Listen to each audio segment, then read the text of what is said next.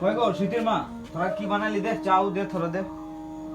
ঘরে একটা লাকড়িও নাকি কামে না গেল না, হচ্ছে এখন লাকড়ি আনবো তো আগুন জ্বালাবো আমি। কি বলবো আর, বাগানের যে অবস্থা, নম্বরা যদি লাকড়ি আনতে যায় তো সাহেব দেখলে পরে আরো চারটি রুটি দিয়ে দিবে, কাম বন্ধ করে দিবে। চাটা খাইলে আর দেখলে কাগেলা স্কুল যাবে, কার গরু দিনা লম্বরে নাই ছাড় দিচ্ছে, আর খাইব দেখলে একটা গরু 1000 টাকা কাটবে, কার কামও বন্ধ করবে। ভালো করে গরু বাছুর ছাড় করে গরুগুলোকে ডিগরা দিয়ে একটু গরুগুলো ঘাস উস লিয়ে আইবো। এমনি বাগানের যে অবস্থা, সাহেবগুলো দেখলে আরো পেরা দিবে এখন।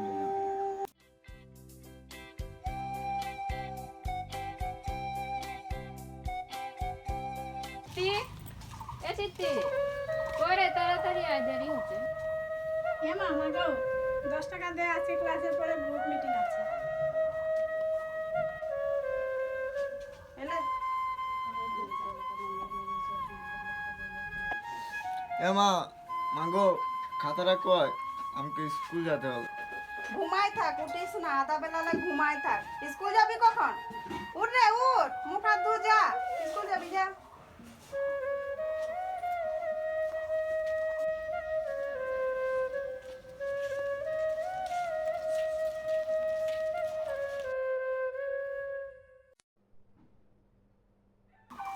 স্মৃতি কি হয়েছে তোমার, মনে তো খারাপ কেন? কিছু না, ঘরে টেনশনে আর ভালো লাগছে না। ঘরের টেনশন মানে কি হয়েছে ঘরে? মা একলা কাজ করে, সংসার চলে না, কি যে করে কিছু উপায় পাচ্ছি না।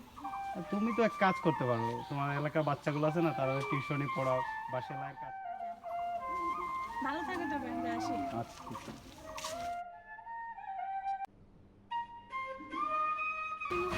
ও রানা ভাই, রানা ভাই আজানি করো, আজানি কো। ও রানা ভাই কো, এ বাসাত নাই। 3 সপ্তাহ ধরে সবজি আনছে, এখনো তো টাকা টুকা দিল না। আমি সবজি টবজি আনতাম না নি। এই সপ্তাহ তলপই নেই দিয়েছে, আমার বেটার পরীক্ষার ফিসে আমি দিতে নেবে, আবার মুখে টাকা দিব। তো তোমরা খাওয়া দাওয়া বাদ দিলাও। সামনে সপ্তাহ দিব, এই সপ্তাহ নেই। সামনে সপ্তাহ আমার সবজি আনা লাগতো না, আমি সবজি আনলে না তোমরা খাওয়াইতাম। এই সপ্তাহ হবে কি নেই, তো সামনে সপ্তাহ তলপ নাই, কথা লে দিব। এটা কল লইব নি, আমার আমার আমার দ্বারা খাইবাই, আমার টাকা দিবাই, আমরা তোমরা চালাই লইব। সামনে সপ্তাহ দিয়া দিব। বুঝছেন নি, নাইলে কিন্তু বহুত বড় একটা কিছু হইতে পারে। আচ্ছা রে ভাই, টাকা থাকলে কিন্তু আমরা এরকম ভেজাল করিনি। হয়, মনে রাখো মনে রাখো মনে রাখো, আমি বারবার কইতাছি কিন্তু।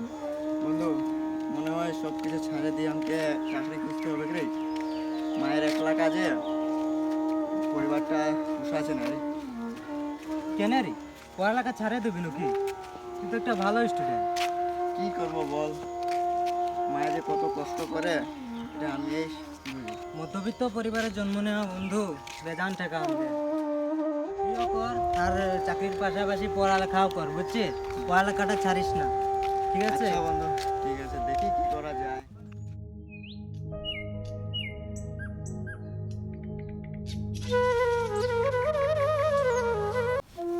কি রে, তুই এখনো বাটন ফোন চালাচ্ছিস?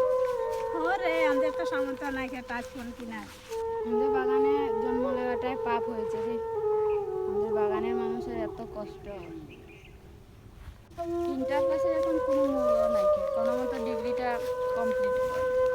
হ্যাঁ দেখি কি করা যায়, এখন বেজান কিনা লাগছে, চ ঘর দিকে যায়। তারা ভাষা প্রসাদ অবরোধ করে রাজা রানী নিজের স্বপ্নগুলাকে তো দমন করে চলছি, ভগবানই জানে এলাকা গিলার স্বপ্নটাও যেন মরে যাবে, ওদেরও স্বপ্নগুলা পূরণ করতে না। মা আমরা বাগানে বলে আমাদের কি কোনো মূল্য নাই? আমরা কত কষ্ট করে পড়ালেখা করছি, পারছি না প্রাইভেটটা পড়তে, পারছি না ভালো কাপড় চোপড় কিনতে। কি বলবো রে বাপ, তুই কোনো রকম এসএসসিটা পাস করে নে, আমার কামটা তোকে দিয়ে দিব, আর কোনো উপায় নেই। কি করব?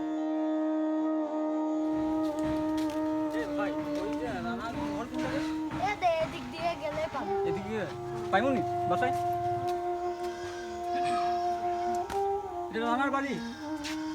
জি দাদা। রানা ভাই কই আছেন? আমি এই তো ভাই রানা। ও ভাই, আপনি ভালো আছেন? জি ভাই, ভালো আছি। ভালো আছেন? হ্যাঁ আমি অবশ্যই ভালো আছি। কে ভাই, আপনারা চিনলাম না। আমি আইছি ওই গার্মেন্টস থেকে আইছি। আচ্ছা দাদা দাঁড়ান, একটু দাঁড়ান, আমি চেয়ারটা একটু দিই আপনার। আচ্ছা ঠিক আছে। বসুন দাদা, বসুন।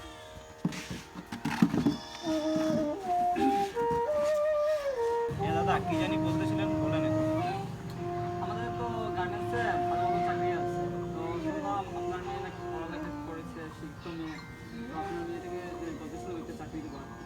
আপনি কি করতে চাচ্ছেন?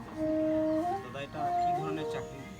এটা তো গার্মেন্টসের চাকরি, শ্রমে বসে কাজ করবে আর খাওয়া দাওয়া সব মালিক। দাদা মাসিক বেতন কত? মাসিক বেতন 18,000 টাকা প্লাস, বছরে 2 বোনাস, আর সাপ্তাহিক 2 দিন ছুটি আছে, এমনি মোবাইলের খরচ আছে, যাতায়াতের খরচ আছে, আরও বিভিন্ন খরচ বহন করবে, ভাতা পেনশন বিভিন্ন কিছু দিবে। ভালো তো ভালোই হয় দাদা, কারণ আমাদের ফ্যামিলিটাও তো অনেক সমস্যার মধ্যে দিয়ে যাচ্ছে। মেয়েরা যদি একটু চাকরি হয় তাহলে মনে হয় আমাদের ফ্যামিলিটা খুব ভালো চলবে।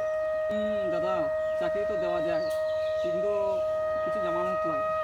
জামানত বলতে দাদা বুঝলাম না। জামানত বলতে 10,000 টাকা এরকম লাগবে।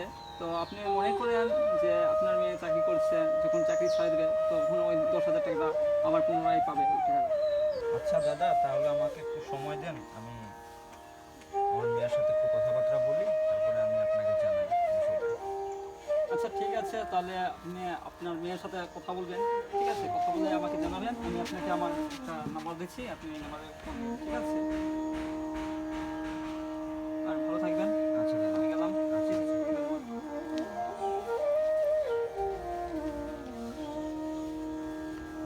লোকটাকে তো চেনা চেনা লাগছে। লোকটা আমার এথায় কি করছে? এ তুই বাটফার লোকটা লাগে।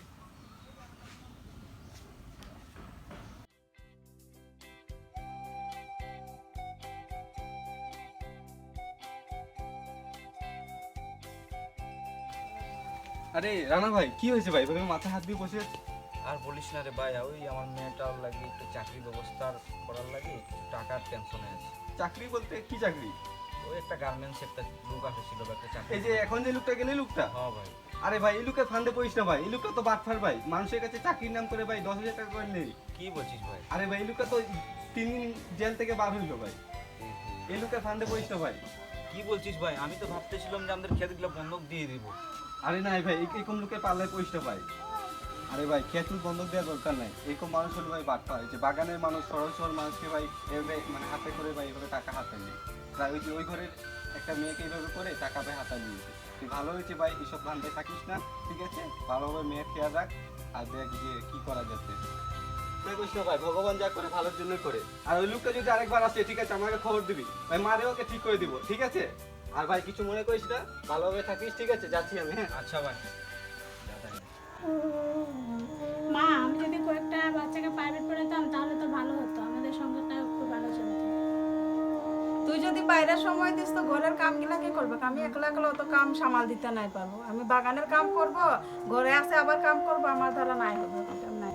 সবাই যদি লেখাপড়া করলে তো নাই হবে, ঘরের তো কাজ কাম করতে লাগবে, ইনকাম করতে লাগবে। এই যে ঘরে চাল নাই, ডাল নাই, তেল নাই, খাবি কি, পড়বি কি?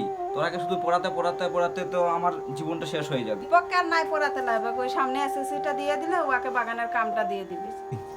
না না, আমি বাগানের কাম নাই করব, আমাকে ভালো একটা চাকরি করতে হবে, পড়ালেখা আমাকে চালায় যেতে হবে, এরকম বললে হবে? শীতিও বড় হয়ে গেছে, ওকে শাদি বিয়া দিতে হবে।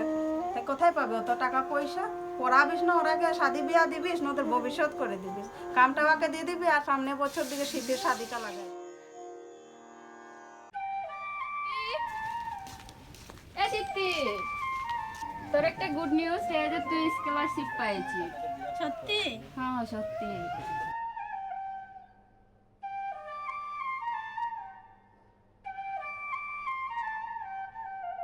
কি হইল গো? মা, আমি স্কলারশিপ পাইছি। স্কলারশিপ আবার? মা, আমাদের দুঃখের দিন শেষ, আর যাবতীয় সব কিছু সরকার গ্রহণ করবে। আমরা হলাম মধ্যবিত্ত, আমাদের স্বপ্নগুলো ধুলোয় মাখা, আর এই ধুলোয় মাখা স্বপ্নগুলো আমাদের এক টুকরো আশা। এই ধুলোর মধ্যেই লুকিয়ে থাকে আমাদের এক টুকরো আশা।